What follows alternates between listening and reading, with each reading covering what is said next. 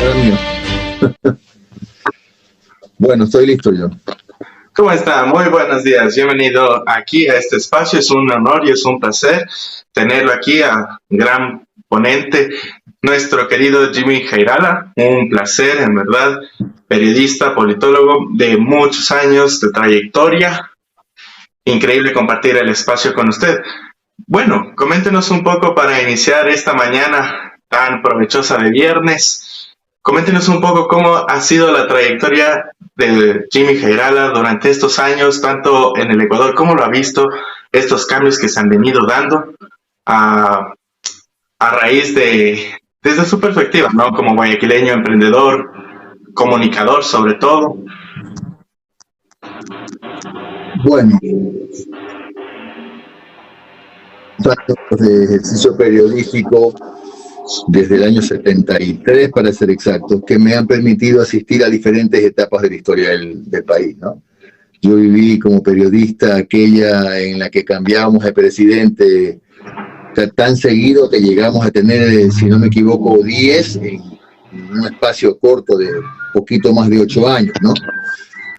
Hoy estamos bien del audio, ¿no? Sí, estamos bien con el audio. Le escucho bajito. Bueno, yo estoy al pie del micrófono. Espero que me pueda escuchar un poco mejor.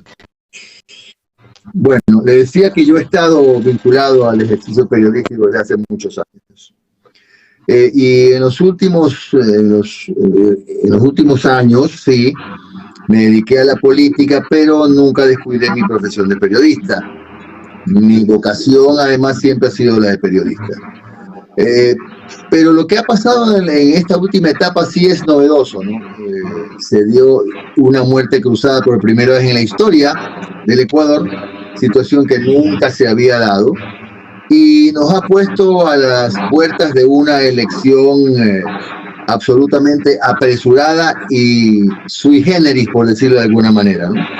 Nunca nos había ocurrido que en menos de 3 meses hubiésemos tenido que vernos orillados a elegir un presidente de la República, que además va a gobernar apenas, ni siquiera son 15 meses, menos, porque al próximo presidente, 6 meses después de instalado en su mandato, le va a tocar hacer campaña para el 2025. Entonces vamos a tener el gobierno más raro de la historia del Ecuador, y un gobierno en el cual al que asuma le va a tocar el grave problema de enfrentar una crisis económica que lamentablemente va a empeorar, y va a empeorar porque en tan poco tiempo es muy difícil poder asumir cosas como, por ejemplo, pagar una deuda, vencimientos de deuda que bordean los 9.000 millones de dólares el próximo año, ¿no?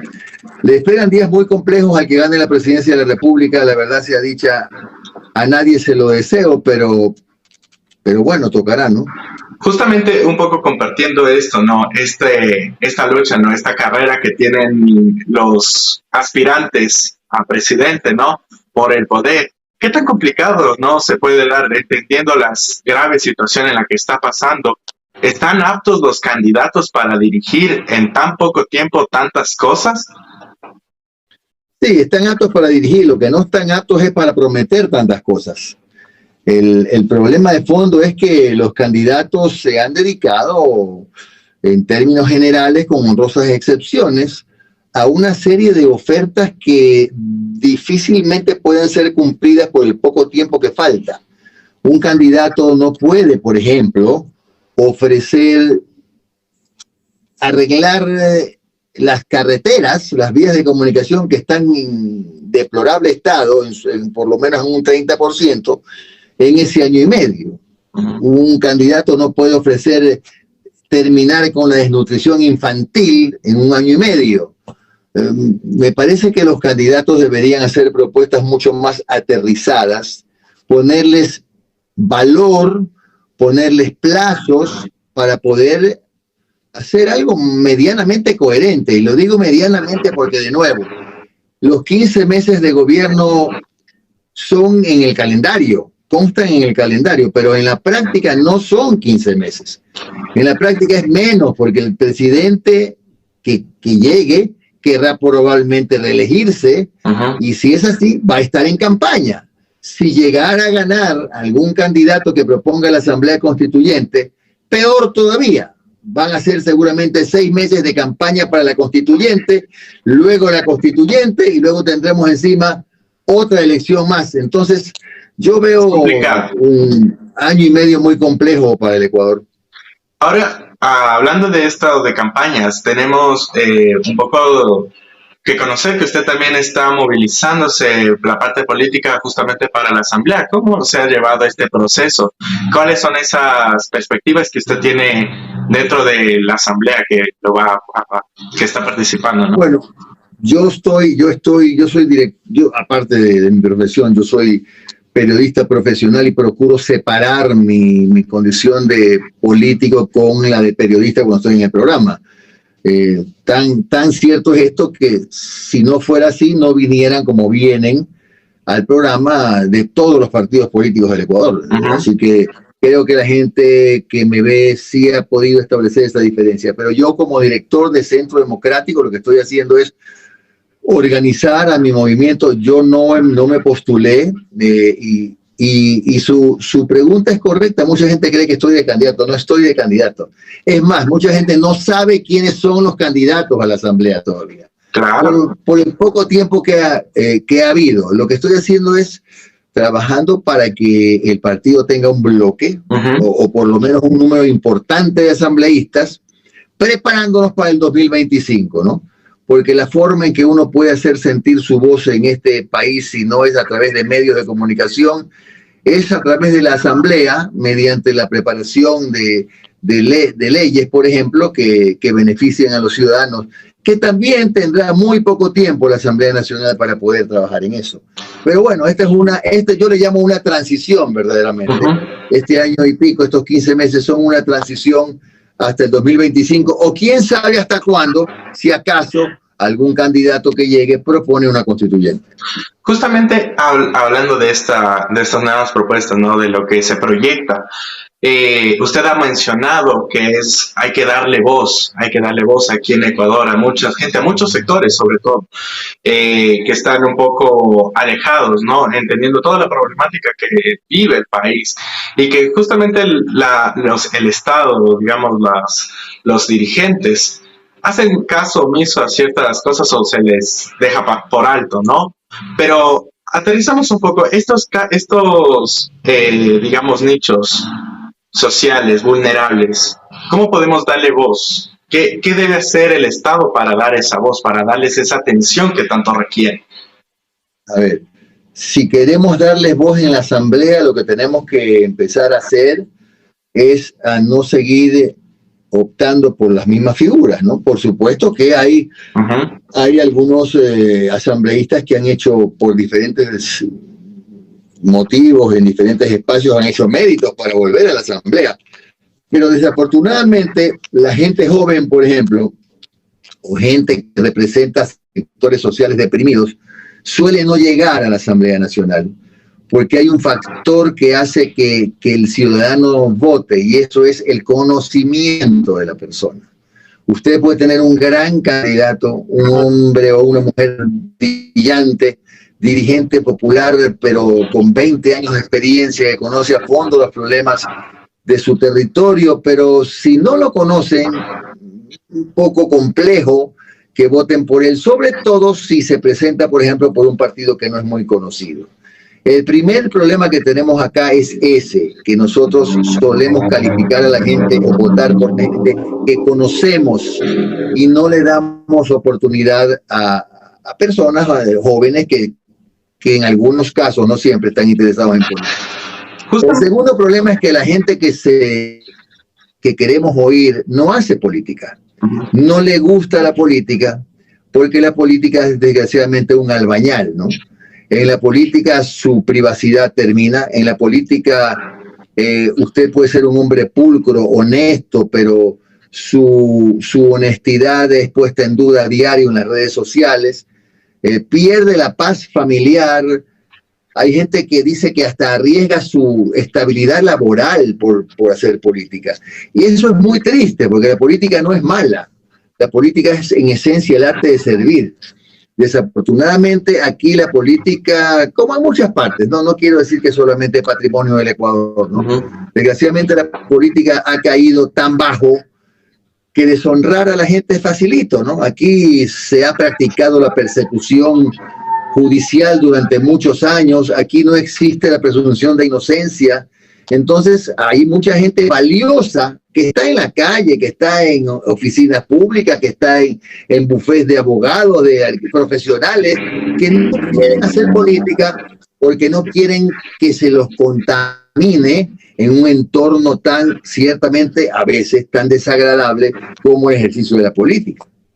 Ahí podemos aportar que, ¿cómo usted, digamos, ha visto, claro, con esto de los nuevos auges de la comunicación como tal, las redes sociales se han vuelto un escenario de política, un escenario político como tal, pero también ha habido una desideologización dentro de la sociedad, ¿no?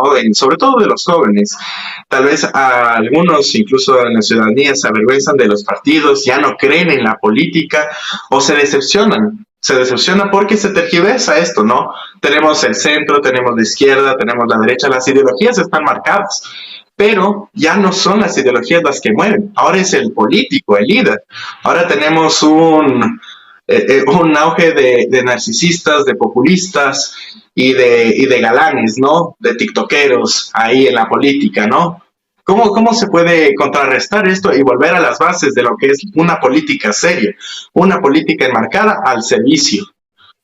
Es lo que yo le estaba diciendo, que el factor de conocimiento es muy importante. Voy a mencionarlo porque debo hacerlo y usarlo como ejemplo, ¿no? En la lista de candidatos a la presidencia de la República hay dos que tienen un bajo nivel de conocimiento. Por ejemplo, Topic tiene un nivel de conocimiento ahora de 40 y pico %. Armijos tiene un conocimiento creo de 36, 37%. Entonces el tiempo conspira para que se hagan conocer un poco más y a quienes más observa el elector es a los muy conocidos o los que están arropados por un partido político con mucho raigambre, por ejemplo, y no hay que desconocerlo, como la Revolución Ciudadana, que tiene una candidata que no era muy conocida, ni siquiera hoy es muy conocida a nivel nacional, más allá de los méritos que tenga, pero que en cambio la fuerza del partido es el colchón, ¿no? Eso es lo que la ubica en el radar de la gente. Por el padrino. Por eso es tan importante, decía yo, el nivel de conocimiento. Exacto. Cuánto conozco. Y por eso es que hay partidos que hacen lo fácil, o sea, escogen a un conocido aunque no esté preparado. Yo no quiero hablar de la formación académica, porque si mañana exigen, por ejemplo, que para ser asambleísta hay que tener un título de tercer nivel, supongamos que eso sea una exigencia, eso es exclusión, porque hay mucha gente de pronto, por ejemplo, un dirigente popular, 30 años conociendo la realidad de Quito, y como fue un hombre humilde siempre, no pudo terminar sus estudios, pues fue un gran gestor cultural, por ejemplo, no puede ser candidato. ¿Por qué no puede ser candidato? Entonces no es cuestión de formación académica, sino de formación ya de principios, temas que tengan que ver con él, como ser humano, ¿no? Con que sea una persona cuya hoja de vida no tenga tacha, cosas así, ¿no? Pero no creo yo que mejore el nivel de la asamblea porque comencemos a hacer esa clase de discriminaciones. Exacto. Entendiendo que ha pasado muchas veces la asamblea ha estado dirigida por experiencia o por, digamos, academia, ¿no? Tenemos varios perfiles que han pasado por la asamblea que han sido de todo, ¿no? Desde jugadores, desde gestores, desde políticos como tal, y eso ha sido la vida, digamos, de nuestra asamblea ecuatoriana. Pero ahora pasándonos a otro temita un poco que usted me topó también, comentar esto de la cultura es muy importante y se ha estado perdiendo, la gente ya no consume cultura. el ecuatoriano poco o nada visita lo que son nuestros monumentos, nuestros museos, teniendo una gran riqueza y no se le explota. Nuestras noticias están, digamos, al tope digamos, de la delincuencia, pero no se dan estos espacios justamente para formar a nuestra ciudadanía, para que conozcan que también Ecuador no solo es la parte oscura, la parte negativa, ¿no? O la farándula, digamos, popular, ¿no? El show Disney, que es lo que también consumen, ¿no? Pero también hay estas partes turísticas, culturales. ¿Qué opina usted al respecto de eso, no? Que se está perdiendo. Por eso es que se ha hablado de la llamada farandulización de la política, ¿no? Muy liviana en algunos casos. Muchas figuras que han aparecido de candidatas porque su figura es conocida, por ejemplo, por algún show televisivo, y eso hace que el partido lo escoja como candidato. Pero coincido con usted en que en la parte cultural estamos absolutamente descuidados. Tan así es que si mañana usted pone como candidato a un gestor cultural, ese gestor cultural seguramente no va a tener suerte en la campaña, porque no lo conocen, porque la gente prefiere ir a un teatro a reírse. Yo debo decir que no lo condeno, porque es muy probable que se deba a la constante presión en la que se vive, ¿no? No estoy condenando a los humoristas, ¿no? Pero prefiere ese tipo de teatro que, por ejemplo, ir a ver danza clásica, que ir a oír, que ir a escuchar a orquestas sinfónicas o algunas otras manifestaciones culturales que en este país lamentablemente no tienen apoyo, ni siquiera del público. El público va escasamente. Mañana pasado alguien quiere montar aquí alguna obra de danza clásica y para montarla tiene que tocar puertas de todas partes, de municipios, de prefecturas, de empresas privadas, a ver si es que puede hacerlo. Pero en cambio, si es una función de humor político, el teatro se repleta y le sobran los auspiciadores. Esa es la realidad. Es complicado porque, digamos, las municipalidades, sobre todo digamos, en los barrios, en los cantones, digamos, no dan ese apoyo. Actualmente en algunos sectores hay gestiones culturales con buenos proyectos, pero no hay apoyo, no hay digamos, esa ayuda del Estado que les pueda financiar, que les puedan dar voz, que les puedan dar incluso hasta difusión para que puedan hacer sus obras.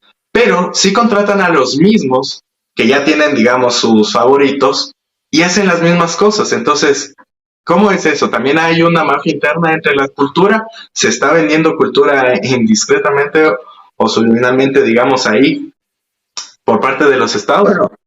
Bueno, yo no hablaría de mafias. Lo que pasa es que hay algún tipo de entretenimiento más liviano que la gente lo consume más, lo digiere más, prefiere ir a ver un buen concierto de rock, que tampoco está mal, o una obra cómica, que ir a visitar un museo o ir a visitar alguna exposición de pinturas, etcétera. Pero eso pasa en realidad, y eso es un poco el reflejo de nuestra sociedad. Hay sociedades diferentes a las nuestras, pero cuando usted se pone a averiguar por qué, encuentra que los niveles de educación son diferentes. Y a la gente, a los jóvenes desde la escuela, desde el colegio, los educan en medio de la admiración y del aprecio a las manifestaciones culturales, ¿no? En cambio, acá no pasa eso. Acá estamos habituados, desafortunadamente, pues, a lo más liviano, y porque esas son las cosas que venden. Igualmente, guardando las distancias, en el tema noticioso, las noticias buenas no venden, sino las malas. Usted no, más allá de que es real la crisis gravísima que vive el Ecuador, porque no podemos desconocerla, ahora ha adquirido tal fuerza que cada vez se sobreimpone más sobre las noticias buenas, sobre las noticias positivas. Exacto. Y en los últimos días hemos notado más bien algo que sí, a mí por lo menos como periodista me ha comenzado a preocupar. de unas semanas acá se ha comenzado a normalizar la violencia. Entonces ya usted está viendo un programa de televisión, un noticiero, y ya no le llama la atención que haya anteayer 5 muertos en el Guasmo Norte, 3 días atrás 3 muertos en el Guasmo Sur, ayer anoche un sicariato en Naranjal, un sicariato en Naranjito, y ya pasa como que, caramba, hoy día hubo 3 sicariatos menos que ayer, ¿no? Ya uno más o menos pasa ya a la parte estadística, a contar cuántos muertos más o cuántos muertos menos hubo que el día anterior. Entonces eso se llama la normalización de la violencia, que es gravísimo. Porque literal, o sea, se normaliza esto y piensan que ahora ya incluso ya los sectores que antes se decían, no, esto era peligroso anteriormente, ahora ya no.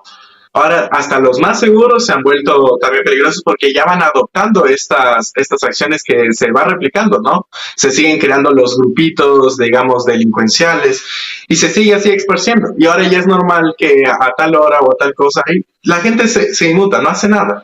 Está ahí porque no, lo ve todos los días, lo ve que pasan las noticias y dicen, bueno, estamos en Ecuador y eso es normal. Pero ¿por qué se da esto?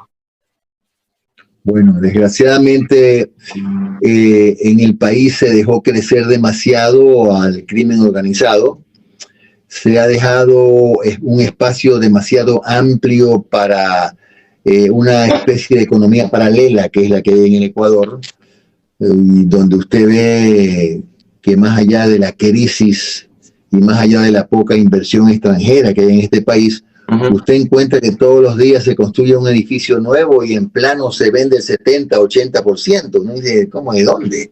Pero hay una economía paralela. Y ahora el microtráfico se ha incrementado, entre otras cosas, no solamente por la cantidad de drogas que pasa por la frontera sin control, que eso es algo que hay que hacer, sino porque ahora ya no se paga el transporte de la droga, por ejemplo, con dinero, sino con droga. Entonces, el que cobra en droga tiene que venderla para hacerla dinero. Y para eso tiene que utilizar actividades como el microtráfico. Y es por eso que a los niños, a los adolescentes, los reclutan para multiplicar el ejército de vendedores, de distribuidores de droga. Ya no es como era antes, que usted transportaba X cantidad de kilos y le daban una cantidad X de dinero por su trabajo. No, ahora le pagan con droga. Y ese que recibe ese pago por droga tiene que venderla.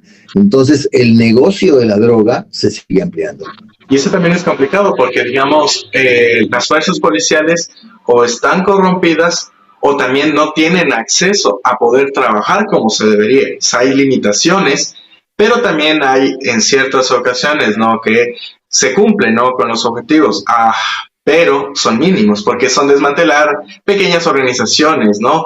Pero en realidad se sigue esparciendo, se siguen, digamos, reproduciendo estas microorganizaciones de traficantes y de delincuentes. ¿Debería hacer algo el Estado para fortalecer el sector policial, sobre todo, la seguridad como tal? El problema es que la policía enfrenta al microtráfico y el narcotráfico en inferioridad de condiciones, ¿no?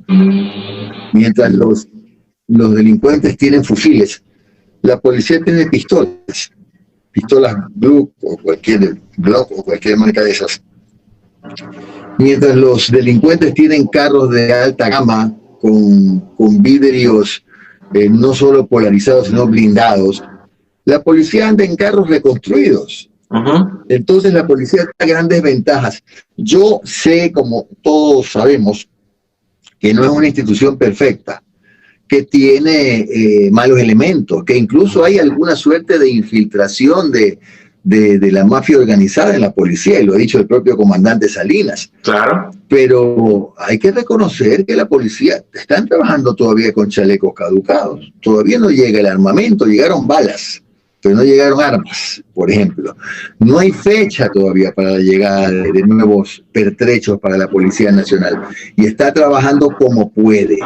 Y usted ve escenas que no son poco comunes de policías empujando los carros porque se quedan dañados. Entonces, la policía da muchas ventajas. y el trabajo del policía es muy arriesgado. Y desgraciadamente hay comunidades que se han convertido, afortunadamente pocas, que se han convertido en una suerte de alcahuetes de los delincuentes y de los microtraficantes. ¿Por qué? Porque hay pequeñas comunidades en las ciudades, sobre todo portuarias, donde esa actividad del microtráfico es la actividad del barrio. Claro. Y de eso vive el barrio. Entonces, el barrio protege al microtraficante cuando un policía o un piquete de policías logró identificarlo y lo va a capturar. Ese tipo de cosas pasan justamente por esta situación, porque lamentablemente se ha convertido en otra economía paralela, la del microtráfico, que atrae la solidaridad de mucha gente del barrio que de eso vive. No estoy diciendo que la gente sea vaga, estoy diciendo que hay sectores que ya están tomados por el microtráfico y es hasta para la policía difícil entrar. Eso es muy cierto. La verdad es que se han apropiado de estos pequeños barrios, se han vuelto sus guaridas, sus nichos de trabajo. Y lo peor es que la gente no puede salirse de eso porque ya está amenazada o ya está comprometida o simplemente ya está vendida por el mercenario, ¿no? Pero ahora, cambiando un poco de tema de esta situación, la juventud y en este caso, la apertura para la política, para darles voz y sobre todo para los trabajos. Los jóvenes se arriesgan a intentar cambiar la perspectiva del país. A ver, los jóvenes, yo siempre digo que la política necesita jóvenes. La política necesita un relevo, pero lamentablemente, como le digo yo, muchísimos jóvenes no quieren hacer política. Una de las peores, una de las más grandes maravillas de este siglo ha sido las redes sociales, porque nos mantienen cerca, pero también una de las más grandes desgracias. Las redes sociales, especialmente Twitter, lamentablemente, se ha constituido pues en un albañal, como lo he dicho yo. Y allí es donde se develan las más bajas pasiones y los jóvenes ven eso. Entonces los jóvenes están interesados en otra cosa. La política no les interesa. Deciden su voto al final. O a lo mejor deciden por algunos que cayó bien, pero ni siquiera atendió cuál fue su propuesta, porque tiene una especie de alergia a la política. Y en otros casos, los jóvenes que tienen algún tipo de vocación no quieren hacer política, por lo que le decía hace un momento. Se convierten en una víctima más de esos malos tratos que se dan en redes, sobre todo en Twitter, donde el honor de la gente no vale ni $1.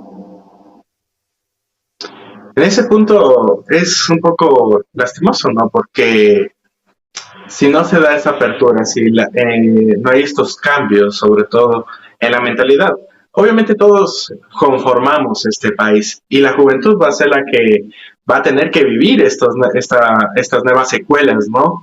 De lo que hacen dentro y fuera de las políticas, ¿no?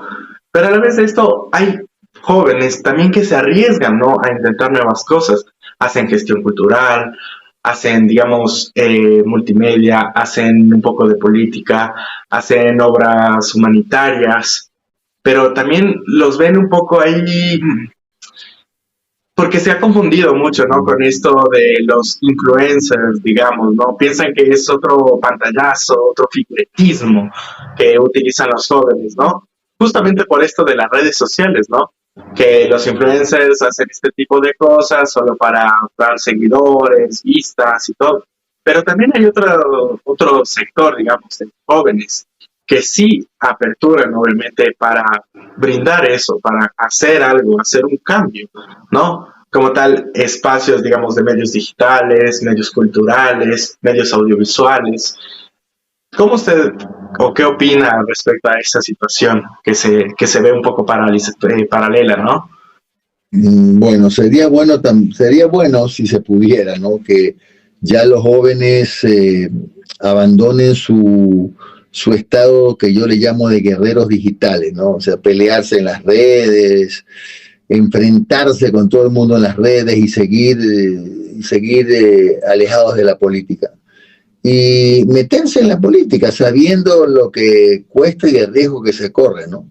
Porque también en un momento dado se convierte en una posición cómoda eso de que los jóvenes solo critiquen la práctica política, solo cuestionen las cosas que se hacen o no se hacen, pero no participen en la solución de los problemas de su país. Lo importante es que ahora la propia ley les está dando más espacio. Ahora, por obligación, el 30% de las listas de candidatos a la asamblea, por ejemplo, tienen que ser integrados por jóvenes. Entonces, ahora tienen más oportunidades. Ahora los partidos tienen que buscar gente joven.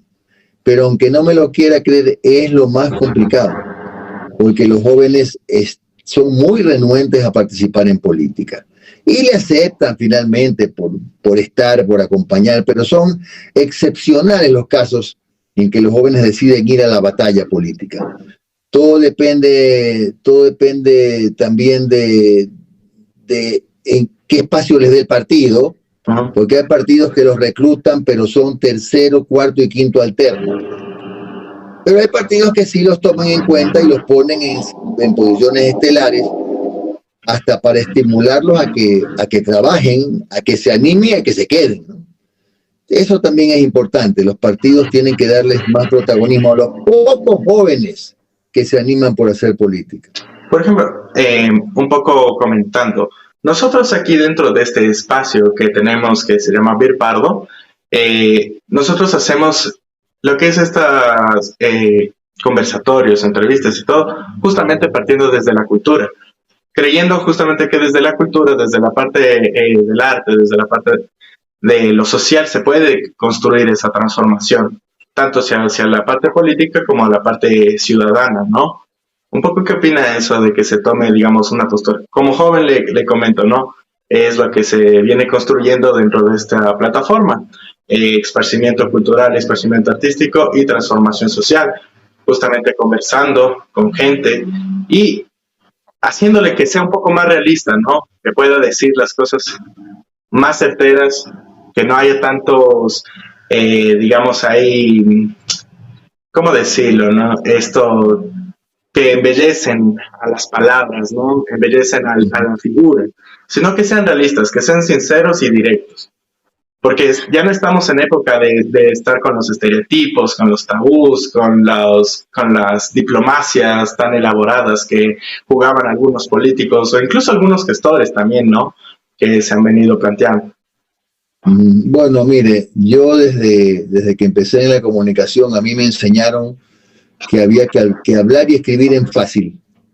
Uno no puede hablar y escribir en fácil. Uno no puede suponer que la persona que lo ve o que lo oye domina todo el complejo léxico del idioma castellano, que es el más rico en palabras, ¿no? Y hay que procurar transmitir mensajes en un lenguaje sencillo. Y ventajosamente ahora, por ejemplo, hay medios como los digitales que les permiten a los jóvenes tener un poco más de comodidad, de facilidad para trabajar, porque allí no funciona por los estereotipos, ¿no? Usted está con una camisa sport y una camiseta. Yo en mi medio, donde también básicamente la fuerza de la digital, yo estoy en manga corta, yo no estoy con corbata, ni con saco, ni mucho menos. Y no hay la rigidez. Eso es lo que permite, por ejemplo, un medio digital. Es como la radio. Exacto. No hay esa rigidez que impide que a lo mejor se convierta en una barrera para la comunicación. Así que a mí me parece que los jóvenes tienen hoy día, como están aprovechándola así, una gran oportunidad de comenzar a comunicarse con la gente a través de esta vía. Ojalá algunos de ellos, que ya tienen mucha experiencia, mucho camino recorrido, luego se animen por hacer política, y ahí no se trata de necesidad de figurar, ni mucho menos, sino que el propio trabajo diario, las entrevistas, los contactos, puede ser que los animen a que más adelante hagan política activa. Claro que sí, necesitamos una transformación y necesitamos que la gente empiece ya a actuar, a accionar sobre todo, porque el que quede hecho solo en palabras o que vayan a estas reuniones, que participen en los conversatorios con los políticos o digamos del Estado, ¿no? solo queda ahí a veces. Los ciudadanos solo se quedan ahí en escuchar, más no en actuar. Y debemos empezar a cambiar eso, ¿no? Porque si no, ¿a qué vamos a llegar con el país a futuro? Bueno, hay que esperar, hay que tener fe. Yo soy un hombre de mucha fe, ¿no? Yo creo que tarde o temprano tenemos que salir de este bache espantoso que lo venimos arrastrando hace ya varios años, que no creo que el próximo gobierno sea la salida. Yo, como he dicho, considero que es una transición y que debemos enfrentar a tres grandes enemigos, ¿no? El enemigo número uno nuestro, desde mi personalísimo punto de vista, es la inseguridad. Y es la inseguridad porque está encadenado con todo. Si usted tiene un negocio que emprendió en un restaurante y cayó en manos de los extorsionadores, le dispararon a la puerta del local, tuvo que cerrar, ya su familia se quedó sin empleo y probablemente tuvo que sacar a sus hijos de la universidad, a su hijo de la universidad, y probablemente ya no manda a su hijo al colegio, al que está en edad escolar, porque tiene miedo por su seguridad, porque cerró el local. Y al cerrar el local quiere decir que ya el municipio recauda menos. Esto es decir, multiplíquelo por 100, por 200, por 300 locales. Y si el municipio recauda menos, le devuelve al ciudadano menos obras. Lo mismo con el Estado. Ya tiene un contribuyente menos porque tuvo que cerrar su local, una gente que producía, que ya no produce, que ya no tributa al SRI. El SRI, cuando manda la plata a Quito, le regresa menos plata para la ciudad. Entonces, es un círculo terrible. Todo tiene que ver con la seguridad. Todo tiene que ver con la seguridad. Lo segundo, sin duda, es la creación de empleo, ¿no?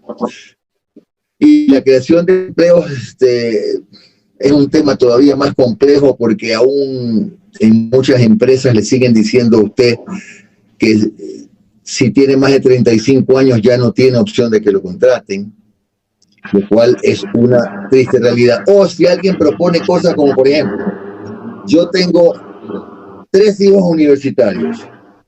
A mí no me molestaría que haya una norma, que aparezca una norma que diga que con todas las prestaciones sociales, con todas las garantías de seguridad social, mis hijos puedan trabajar 4 horas con un sueldo menor, pero con todas las prestaciones sociales, para que con esa plata posiblemente se ayuden a pagar la universidad, etcétera. Para algunos es un retroceso, una regresión de derechos. Digo, ¿por qué regresión de derechos? Eso les puede dar, por ejemplo, la oportunidad a muchos jóvenes de costearse sus gastos. Y eso no es regresión de derechos.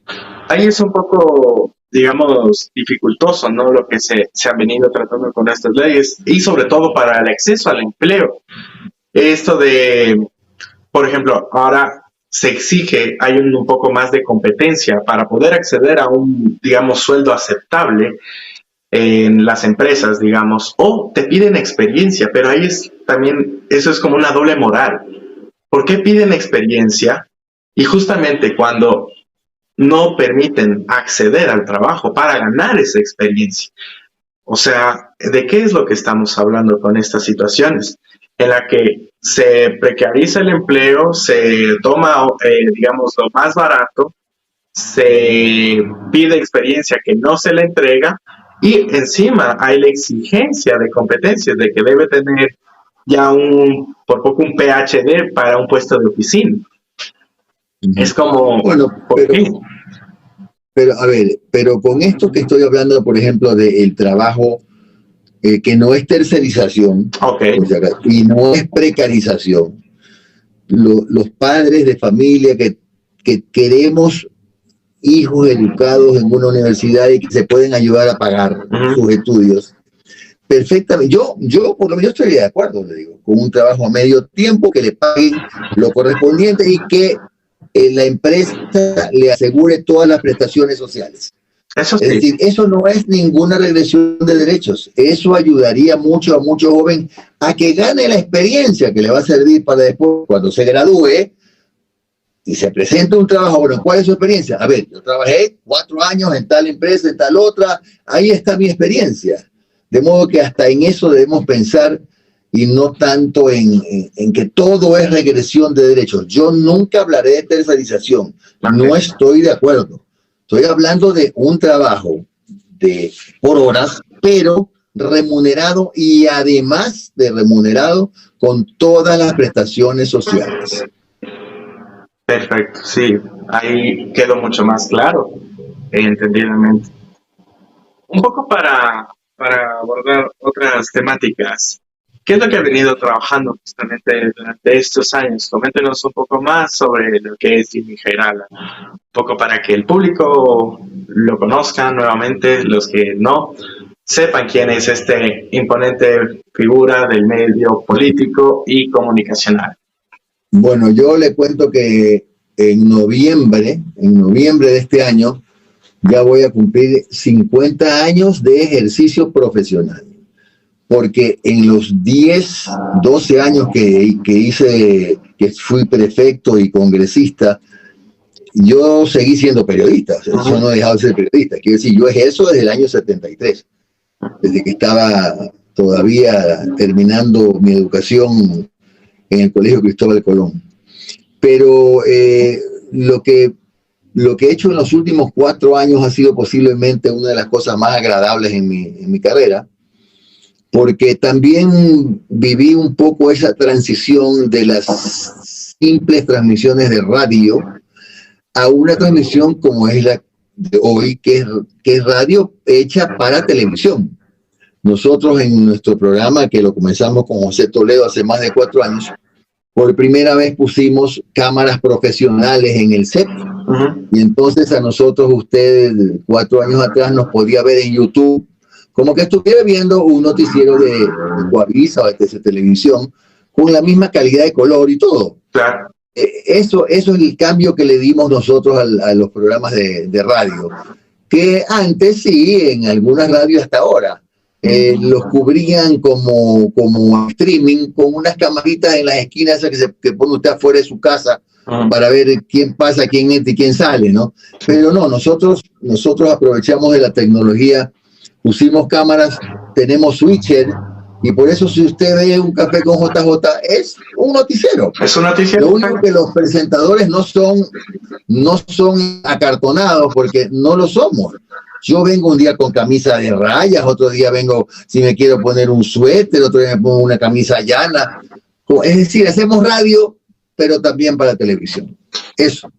Justamente ahí, dentro de esta trayectoria comunicacional, ¿cuál sería, digamos, una de las anécdotas un poco más divertidas o interesantes que le ha pasado a don Jimmy dentro de esta trayectoria, digamos, con algún político o en algún evento? ¿Qué sería, digamos, algo que nos puede comentar? Para no irme tan lejos, porque una persona que ha tenido 50 años en esto, le cuento algo de hace 30 y nadie sabe. Nadie se va a acordar qué pasó. Pero lo último que me pasó a mí en la pandemia fue realmente para mí anecdótico, ¿no? Yo tuve que hacer el programa en mi casa. ¿Ya? Y lo hacía el programa solito. ¿Y por qué? Porque por el problema del contagio, claro. Omar enviaba videos, Steven Macías en ese momento enviaba videos, y yo me jalaba las 2 horas solo. 2 horas y media eran, si no me equivoco.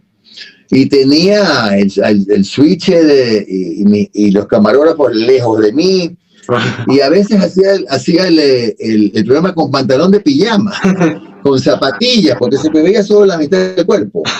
Y tuve que hacer el programa más de 1 año, pues, en mi casa.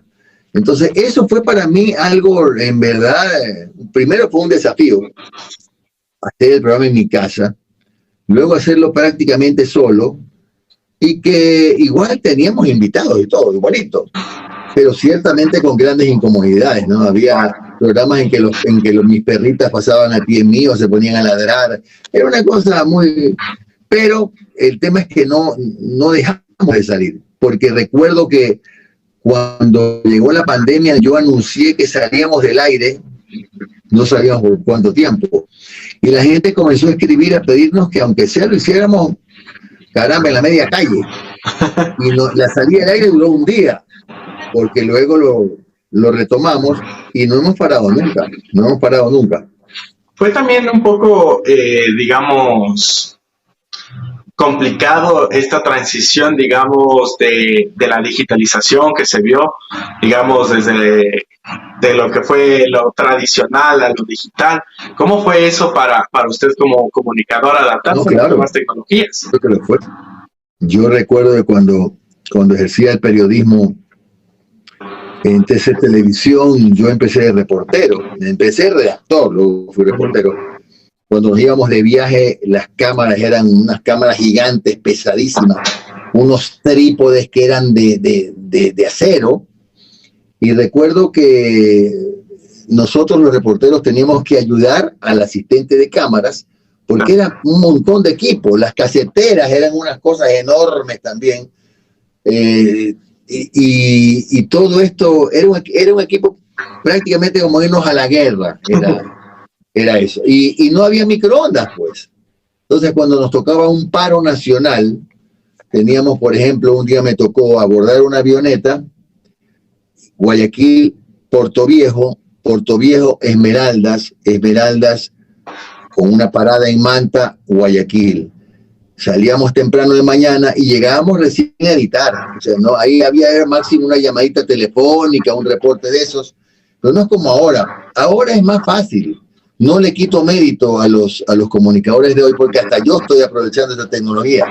Pero ahora es mucho más fácil hacer periodismo porque la tecnología nos lo permite. Pero en la época, yo he vivido todas las épocas en todo. Así que puedo hablar con mucha felicidad del pasado, porque igual fue una época preciosa, ¿no? Pero ahora ciertamente las cosas han mejorado y han facilitado el trabajo de los comunicadores.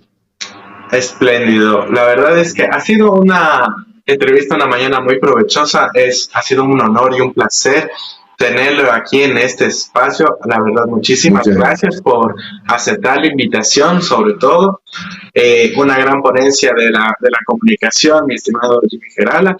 Tal vez antes de despedirnos y todo, un último mensaje que usted le daría a la ciudadanía ecuatoriana, sobre todo en dos cosas. Una, en pensar en los nuevos gobiernos que se vienen, y dos, a los jóvenes también. ¿Qué les diría usted? A ver, en el tema del voto, yo no sería imparcial. No sería imparcial porque las personas que me siguen y saben, no aquí en el set, que yo estoy dirigiendo un movimiento político que apoya a un candidato. Así que yo, si me preguntan a mí, le voy a decir, mi candidato es Jan Toki. No soy imparcial, pero él es mi candidato. A quien estamos apoyando, perdón. Pero en el tema de los jóvenes, animarlos a que se arriesguen a cruzar el charco y hacer política, porque si seguimos dando la vuelta, yo, que todavía estoy muy activo, yo creo que ya pronto necesito un relevo, y por eso es que en mi partido estamos dándole espacio a la gente joven. Claro que hay una mezcla de experiencia, pero también hay gente joven. Y me parece que los jóvenes tienen que empezar a ocupar ya esos espacios de quienes ya hemos cumplido una trayectoria determinada en la política, aunque sepan que lo que les va a pasar es duro, aunque tengan que entrar al albañal de las redes sociales. Pero si nos pasamos pensando en eso, que yo no hago política, me encanta, quiero participar en las soluciones de los problemas de mi país, pero no quiero que hablen mal de mí, de mi familia, nunca va a ser política nadie. Entonces, los jóvenes tienen que dar un salto exponencial y animarse a hacer política y a buscar movimientos y partidos que los tomen en cuenta, no solo para pegar carteles, sino para hacer activismo. Ahora también un poquito para los futuros comunicadores, desde su experticia, ¿qué nos podría decir? Que para poder ser un buen comunicador se necesita solamente, de partida una cosa, la vocación. Hay mucha gente que escoge el periodismo porque cree que es la carrera más fácil, porque cree que la comunicación social es lo más cómodo, porque dice, bueno, si soy medio guapo, medio guapa, algún día salgo en televisión, que qué chévere para ser reportero, pero esto no es un tema de ser chévere o ser fácil, todo lo contrario. Es muy complejo, uno no deja de aprender todos los días. Usted tiene que estar bien informado todos los días. Esto es como un médico. Todos los días bien informado. Pero si tiene vocación. Si no tiene vocación, mi recomendación siempre ha sido la misma, porque yo he hablado todos estos años, he tenido oportunidad de dar entrevistas a muchos jóvenes. Si no tiene vocación, dedíquese a otra cosa. Posiblemente lo suyo sea ingeniería, arquitectura, derecho, qué sé yo. Pero para ser periodista hay que tener vocación, porque no hay día libre. No. Porque si pasa algún suceso un domingo, usted no puede decirle al medio en el que trabaja, oiga, ¿sabe qué? Hoy estoy con mi familia, salí con mi familia, lo siento, no. Pero es que hubo golpe de Estado. Ya lo sé, pero no puedo. ¿No ve que hoy me toca ir a comer con mi mamá? No. Ahí no hay vuelta que darle. En esto es como el médico. No hay día en que... Usted no sabe qué día pasan las cosas. Entonces, si no tiene vocación, usted no va a tener ni ganas de hacer ese tipo de cobertura. Por eso, la vocación es lo primero. Perfecto. Total razón. Muchísimas gracias por haber estado el día de hoy con nosotros aquí en esta entrevista. Le agradezco mucho, mi estimado, y nos vemos en la próxima con una nueva figura. Esto ha sido todo por hoy. Muchísimas gracias. Gracias.